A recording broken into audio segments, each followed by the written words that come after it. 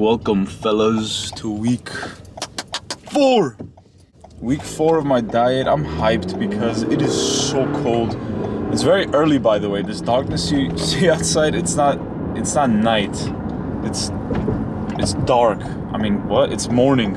It is 5 a.m. and I am headed to the gym. We're going to the gym early today. I just figured might as well get a workout done early, be up early, grab the day by its neck early before work, before studying for a whole bunch of midterms. And yeah, I mean, what better way to start the week and start the day, the morning, than the gym. So a 5 a.m. gym session is what me and my brother have in mind today, and it's a great one. And waking up at 5 a.m. and heading to the gym at 5:30 a.m. It's a lot easier than it seems during this holiday season because it is freezing outside, and the second you wake up to your alarm, you can't go back to sleep. Especially stepping outside. If you need something to wake you up, just step outside during the fall or during the winter. When it's this cold, you'll instantly wake up. I weighed in at 176.5 pounds, give or take. And I do want to kind of wrap up my diet within the next 2 to 3 weeks, 3 weeks max. And so I'm really dialed in. This week, what I'm doing, which might sound crazy to, some of you guys, but I feel it is the next step, is eating only 1,600 calories a day this week. Except for Friday. Friday, I'm gonna be fasting all day and breaking my fast with about 500 calories at around 12 a.m. Saturday, I have a little bit of a cheat day. Since it's Oktoberfest, a holiday, I am going out, I am gonna eat a bit. So I guess that's like my cheat day for the week. But prior to having that cheat meal, I'm essentially fasting all day as well. And then the following day, Sunday, again, eating only 1,600 calories with good protein considered as well, which coincidentally, or which almost kind of directly would impact my carb intake. I will be eating a lot less carbs this week. And doing so, I plan to lose at least 2 to 3 pounds of pure fat. I'm also going to implement a lot of cardio this week, including an hour of cardio today. I'm getting a lot done today, even though I have, there's, aside from work, I have a bunch of midterms to study for tomorrow, but shit, that's life. I mean, I know I'm young, but if there's one advice that I can give that I've learned from experience is, if you have something to do, or if you have things to do, just do it. Just do it. There's really nothing else to it. I have work, I have midterms, I have classes tomorrow, I have the gym to hit, I have to film, of course. And it's okay, so just get up and do it. That's all there is to it. That's my mentality. I don't care when I sleep, if some days I have to basically get no sleep. I don't care about, things that I can't do. I can't go out on select days. I have to sacrifice it to work. Of course I'm gonna work. If I have a goal in mind, if I have something to do that needs to get done, then I'll do it. And that also is the difference between needs and wants. I feel like if you want something, you might not work as hard. If you need something and you need to get something done, find that difference. Find the distinction in that. Hold up, let me scan in over here.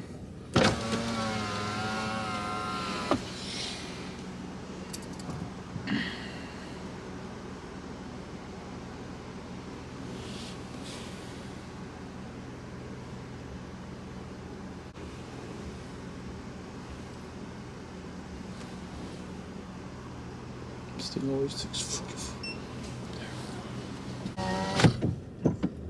If you can find the difference in your heart and in your mind about a want versus a need, I trust you. Once you turn your wants into needs and you realize hey, this is not just something I want to do, this is something I need to do. I need to work, I need to accomplish my goals.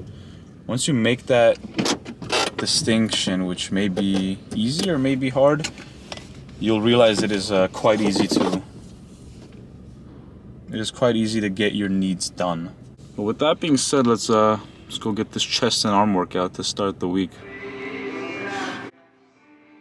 I'm gonna do a voiceover for this section, guys, just because I literally do not want to get hit with another copyright like I did in one of my previous videos. Yeah, there is copyright music blasting in the background. Anyway, today's workout was chest and arms, or this day's workout rather. But what I love starting with now on my cut, because I'm mainly focused on aesthetics and not really strength as far as the bench press goes, is the incline bench with dumbbells. More specifically, this of all exercises gives me the greatest feel in my chest, more specifically of course my upper chest, and it just helps me not only feel but like really get a good pump. I love starting with these. I do a few sets of them. I go pretty heavy, and whatever I'm saying here you can't hear, but I'm basically saying like, oh, it's 5 a.m. in the morning, but I feel stronger for some reason with no food. I got 8 reps as opposed to my typical 6 or 7. And then what I dove into after, which I'm not sure if you guys have tried, but I would highly recommend you give it a try. Instead of doing a traditional old flat dumbbell bench, put a little plate. I put a 25-pounder under there just to give it a slight decline. And there has been research that this not only targets the lower chest more, but whatever the regular flat bench press is meant to target in our kind of middle chest area as well, it targets more of it too. And you can go a bit heavier than normal because it does feel a bit easier, and it honestly just feels really good, to say the least. You get an incredible pump, an incredible feel in your chest as well. And again, same old story when it comes to doing these exercises. You don't need a lot of sets at all. As long as you're going to failure, just do a few sets, boom, throw those dumbbells down and call it. All I did was 3 sets here and 3 sets of the previous incline. I never exceed 8 sets per workout, per muscle group, and majority of the time I'm legit doing much less. Over here, as you see, I'm doing triceps now. I only did 6 sets of chest and I decided to call it. My body rather decided to call it, because if you're pushing very hard, you honestly should not be able to do more than 6, 7, 8 sets, in my opinion, at least from my experience. Especially during a diet, and especially as a natural, you really can't get away with doing too much volume. But that makes it even better. What to do is rest between sets and just go very hard each set to failure. Again, reset, rest, go hard again. You shouldn't be able to repeat this more than, like, again, 4, 5, 6, maybe up to 8 sets per muscle group. Even when doing arms here, I did only 4 sets of triceps and 4 sets of biceps for a total of only 8 sets per arm workout. I know when it comes to arms, people love complicating it. People love doing like all these supersets, 16 sets of this and that. There's no need. Pick an exercise or two, go very hard for 4, 5, maybe 6 sets, and then you're done. If you're pushing to failure, as you see me doing, there is, again, in my opinion, absolutely no way you would be able to do more than just a few sets. And now something I've been doing at the end of each set, sorry, at the end of each workout, is literally just posing and seeing how I look. I love doing this. I really get to see my pump. A lot of the time on my bulk, I get very heavy and my pump just looks like my muscles are inflated. Whereas on a cut, if I get a pump, I look the same juice amount, but I see my vascularity, I see abs. Yeah. It's a great motivator too. Looking in the mirror with a pump, you see, hey, this is me. I can achieve this body. And then whenever you get to that body being that big, your pump gets bigger and you always chase the pump.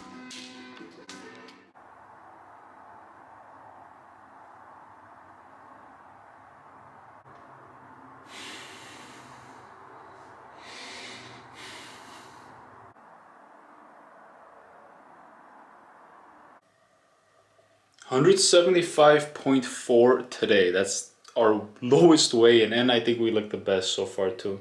Now let me show you guys what I'm eating today. and what I typically eat, you know, for dinner, which is where I have most of my calories. Now, all I had today was Panda Express, which consisted of super greens, mushroom chicken, and teriyaki chicken. The only other thing I had was a protein bar. And then the only other thing I'm having today is this really big meal that I'm gonna showcase for you guys. We have some lean turkey patties. Oh, focus on my finger there. Some fat-free cheese. We got Dijon mustard on that one, messed it up a bit. 2 servings of egg whites. 72 grams of this keto-friendly cereal, I guess you can call it. It's like Cinnamon Toast Crunch. With decent protein too, about 22 grams in here. Diet soda, per usual. And about 500 grams of watermelon here. Making sure to get our fruit in for the day, which I will be putting tahini on as well. This is a whole lot of food for one meal, which is basically what I'm saving a lot of my calories for. But for the day, it's actually very minimal. I'm eating 1600 calories. This actually puts me a few calories below 1600. Let me just show you my log actually, might as well. So I use Chronometer here, and as you can see, I don't even know if that'll focus. Yeah, we're at just under 1600 calories for the day. With, I mean, pretty much close to body weight in terms of protein. Pretty low carbs, to be honest. Decent fat there as well. So we had a protein bar. We had a decent plate from Panda. I even counted like my sugar-free Rockstar Energy on here too. It's 20 calories. I wouldn't typically count it. Today I just decided to do so. I'm going pretty strict, you know, getting our protein in. Extremely low calories in for this week. It's gonna help us get them shreds in as well. Pre-workout blueberry, blackberry. As I'm sitting here eating this, a thought came to mind. So the only way to lose weight is to make sure you're in a calorie deficit, which means eat less or eat little. And the only way to consistently be eating little and eating less than you're supposed to is by enjoying your food more. If you enjoy what you're eating, you're likely not going to cheat as much or as often. That thought won't really come to mind. So how do you make your food more enjoyable? 2 things that I think are the best ways to do so, and it's what I've been doing. Number 1, obviously make foods that taste good. This means season your food, buy low-calorie marinated ones. You know, maybe sneak in some ice cream or chips here and there, as long as it stays within your goal. So eat foods that will keep you, you know, sane. The second way, however, is not just to enjoy your food, but it's to keep you full. Because even if you're enjoying your food, if it's so little, you're gonna want to eat more and eventually cheat on your diet, or like not be in as big of a deficit as you need to be in. So how do you make yourself more full? Here's a tool that I use that you guys have probably heard about. A lot of you likely don't use it, but I mean, give it a try. Fast, intermittent fasting, it helps, it works all the time. It's hard to not eat, I get it, but you get used to it. I drink coffee, I drink tea, I drink water, energy drinks that are 0 calorie or have low calories. Drink that throughout the day, throughout the morning, throughout work, gym, whatever. This is my first meal of the day. Snack, whatever you want to call it. I haven't eaten all day. It's 5:30 p.m. Right before I go to the gym, that's when I'm eating. I'm eating this.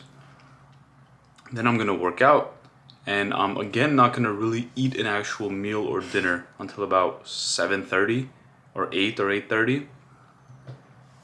But when I finally eat, it's gonna satisfy me. I'm gonna get in my protein, I'm gonna eat good tasting foods, and I'm not gonna be inclined to cheat, because at the end of the night, where all my cravings hit, I'm full and I've already eaten. And in my opinion, it's much easier to fast throughout the day than the night. You know, if the other way works for you, go for it. But I fast throughout the day. Cravings and hunger hit at night before I go to sleep, before I go to bed. That's when I eat. I'm not hungry when I go to bed. But yeah, hope that helped. Hope you guys enjoyed, and I'll see you guys in the next video.